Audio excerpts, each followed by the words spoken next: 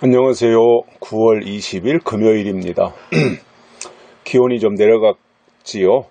그리고 또 주말에 태풍이 온다고 합니다. 많은 비를 가지고 있는 태풍이라고 하더라고요. 비가 오는 건 좋은 건데 또 태풍이 오면 바람이 부니까 또 그게 피해를 줄 것 같아서 우리나라로 직접 오지는 않는 것 같은데 아무래도 간접적인 영향이 있는 것 같습니다. 참 재밌는 것은요, 계절이 바뀔 때는 비가 온다는 거죠. 물론 그 계절에도 여름에 비가 오고 가을에도 비가 오는데 그 계절에 오는 그 비는 그 온도를 그냥 유지해요. 여름에 오는 비는 그냥 그 비가 와도 그 여름의 그 기본적인 온도를 그냥 유지하고 있잖아요. 비가 와도 덥고.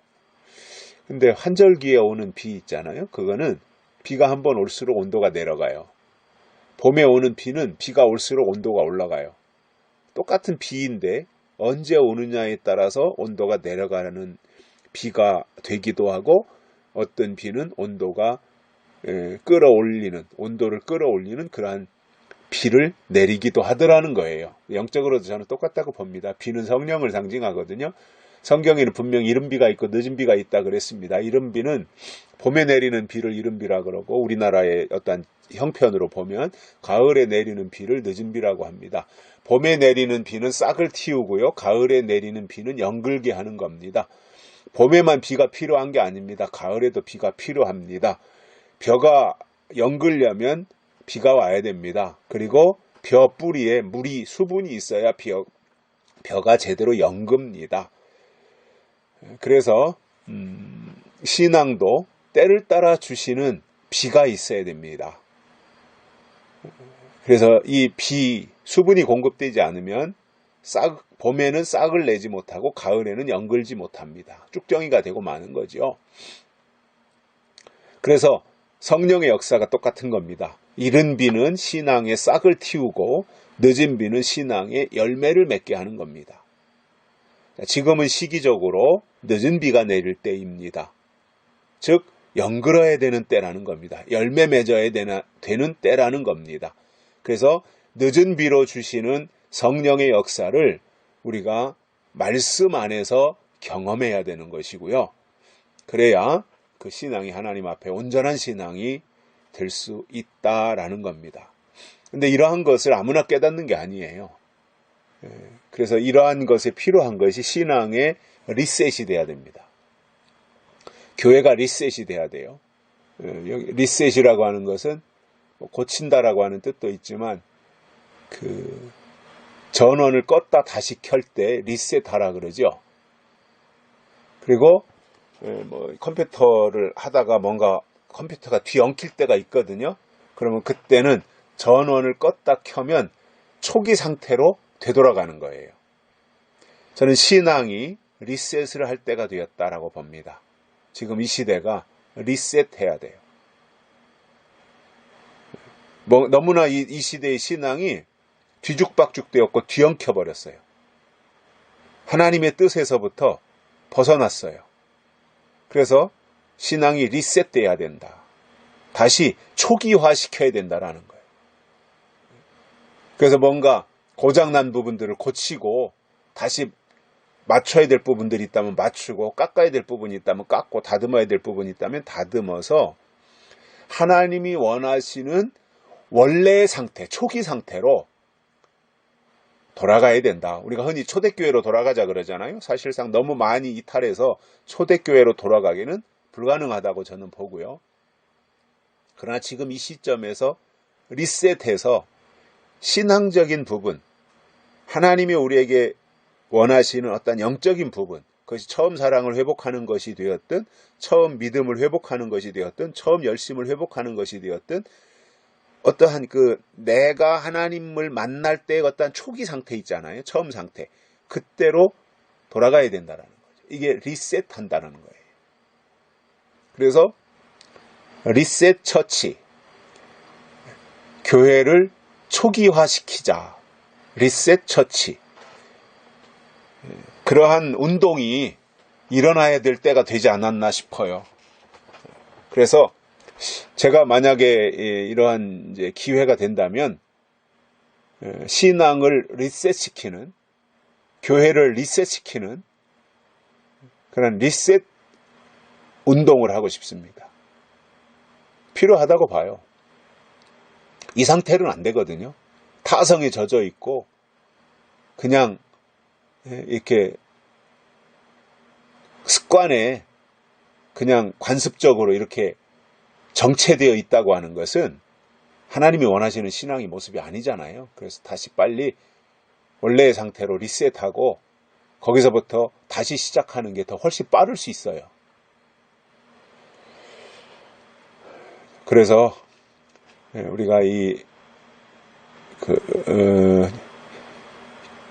매일 아침마다 듣는 큐티의 말씀을 공급받는 분들, 또 공급받은 말씀을 또 개인적으로 퍼날르시는 분들, 그러한 분들을 통해서 한국 교회 안에 신앙의 리셋, 교회의 리셋 운동이 확산되기를 저는 진심으로 소망합니다. 저는 그것이 하나님의 또 다른 역사의 방점을 찍는 것이 될 것이다, 이렇게 보고 있습니다. 오늘 말씀은 마태복음 24장 어제에 이어서 22절을 보십니다. 그 날들을 감하지 아니할 것이면 모든 육체가 구원을 얻지 못할 것이나 그러나 택하신 자들을 위하여 그 날들을 감하시리라. 아멘. 어제 큰 환난에 대한 말씀을 드렸습니다. 창세 이래로 없는 환난, 개국 이래로 없는 환난, 이러한 큰 환난, 전에도 없었고 후에도 없는 전무후무한 환난. 그래서 이것을 제가 어제 교회 안에서 일어나는 환난, 교회 환난이다, 이렇게 설명을 드렸는데, 이 환난이 일어날 때 그 환난의 사이즈가 얼마나 큰지, 큰 환난이라고 그랬고, 우리는 이것을 흔히 대환난이라고 표현하는데 사이즈가 그만큼 크다는 거예요. 그렇기 때문에 그 환난, 큰 환난이 일어나면 그 날, 환난의 날을 감하지 아니하면 모든 육체가 구원을 얻지 못한다라는 거예요. 그 정도로 강력한 환난이라는 겁니다. 그러니 누구도 감당 못하는 거죠. 누구도 그 환난을 오래 끌고 가면 이겨낼 사람이 없다는 거예요. 그 정도로 강력한 환난이라는 거예요.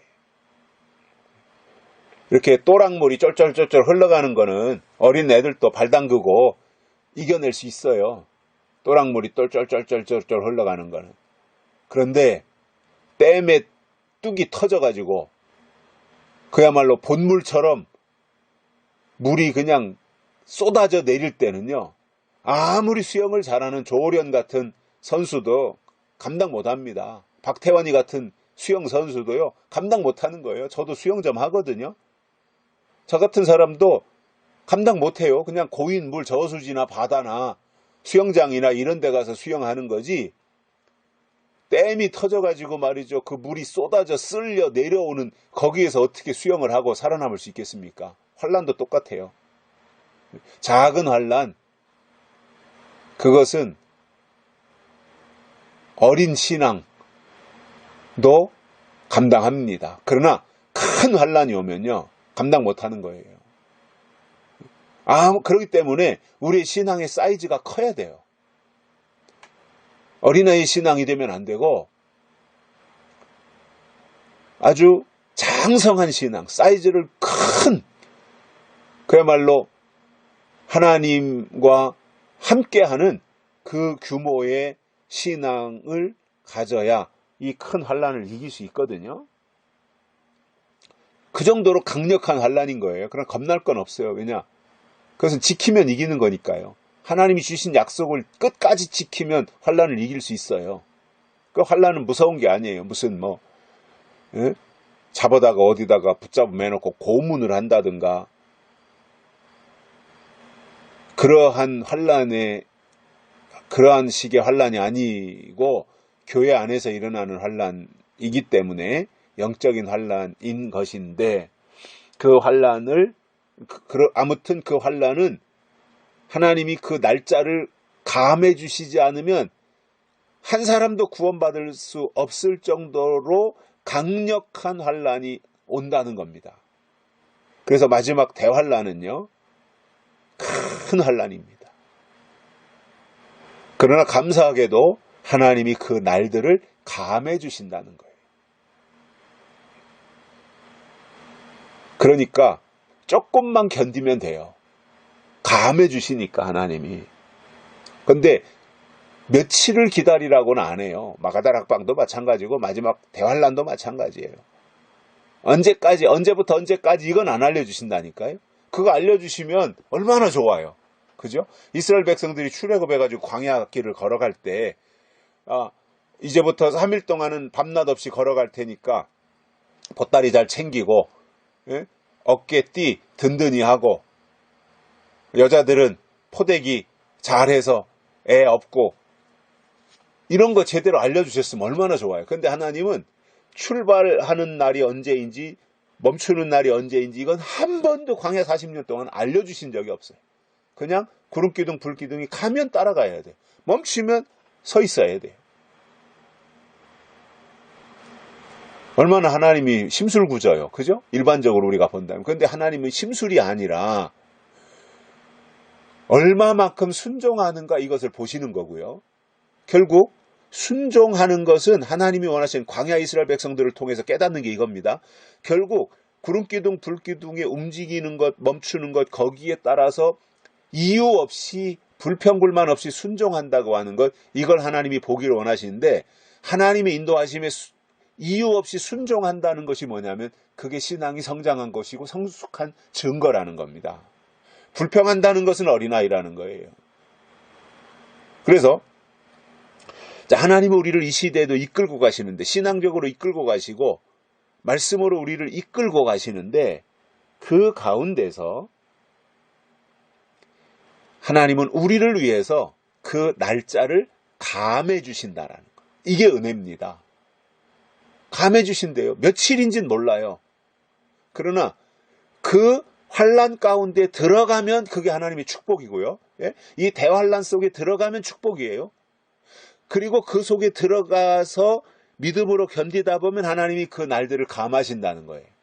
사람이 감당할 시험밖에 허락지 않는다 그러셨잖아요. 하나님이 지켜주시고 감당하게 하시고 감해 주시는 거예요.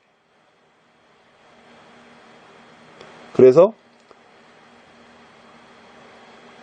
그 제대로 가면 아무도 그 환란 못 이겨요.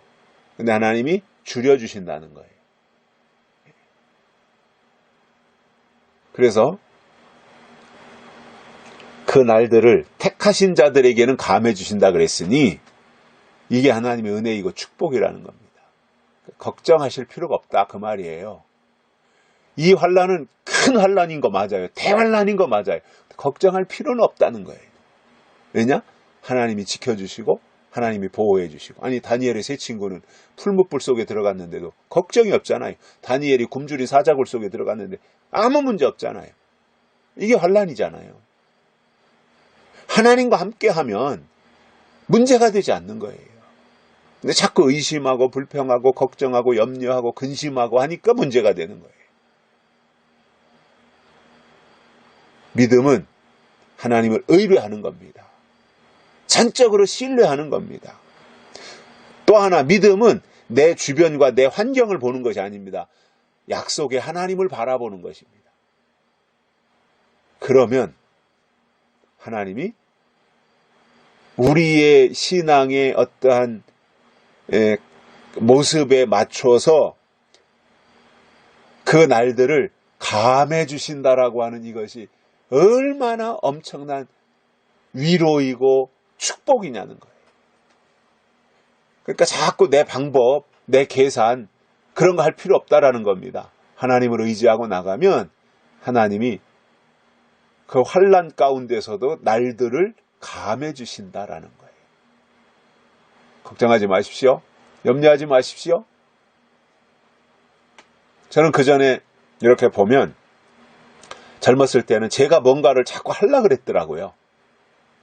하나님의 일도 막 제가 뭐 열심히 하고 노력하고 뭐 제가 젊고 힘도 있고 나름대로 뭐 지혜도 있고 하니까 그것만 믿고 열심히 했더라고요. 제가 이렇게 지나놓고 보면.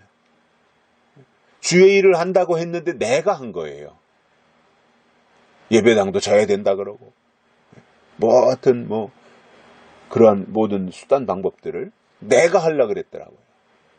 근데 이렇게 지금 와서 보면 물론 나이도 먹어서 이제 내가 뭔가를 추진하는 그 면에 있어서 이제 자꾸 앞뒤 생각이 많아지는 면도 있지만, 그러나 또 다른 측면에서는 내가 하려고 하지 않고 하나님이 나를 통해서 하셔라, 이렇게 되더라고요. 하나님이 나를 통해서 하셔라. 내가 하려고 했던 것에서 하나님이 하시는 것으로 이렇게 좀 제가 저를 보면 그렇게 바뀌었다라는 것을 저 자신이 느끼고 있고, 또 내가 나서기보다는 하나님이 나를 통해서 일하시기를 제가 기다리고 있다라는 거예요.